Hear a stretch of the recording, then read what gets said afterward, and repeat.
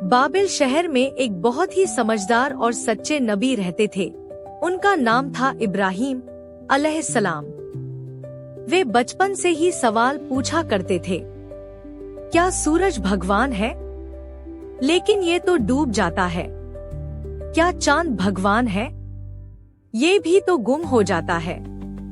और फिर उन्होंने समझा, एक ही सच्चा रब जो सबको पैदा करता है और वह है अल्लाह। मगर परेशानी ये थी, उस समय के लोग मूर्तियों की पूजा करते थे, लकड़ी, पत्थर और मिट्टी से बनी मूर्तियाँ। हजरत इब्राहिम ने कहा, ये कैसे भगवान हो सकते हैं जो खुद बोल भी नहीं सकते?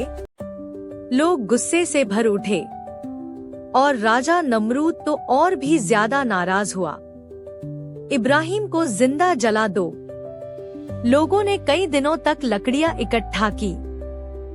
इतनी बड़ी आग जलाई कि उसके पास जाना भी नामुमकिन था।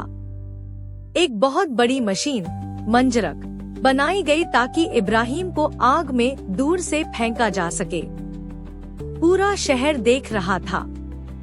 और फिर इब्राहिम अलैहिस्सलाम को आग में फेंक दिया गया। और फिर अल्लाह का चमत्कार हुआ। अल्लाह ताला ने आग को हुक्म दिया, ए आग, इब्राहिम के लिए ठंडी हो जा और सलामती वाली बन जा। आग एक बाग की तरह ठंडी और हरी भरी बन गई।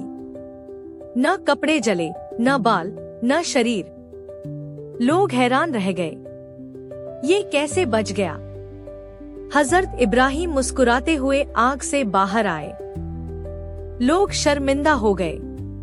उन्होंने फरमाया, अल्लाह ही मेरा मददगार है।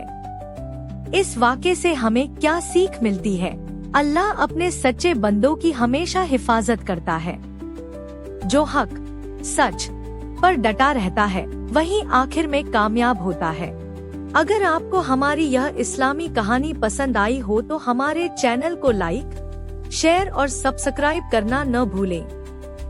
इस वीडियो को दूसरों से जरूर शेयर करें ताकि वे भी इससे सबक ले सकें।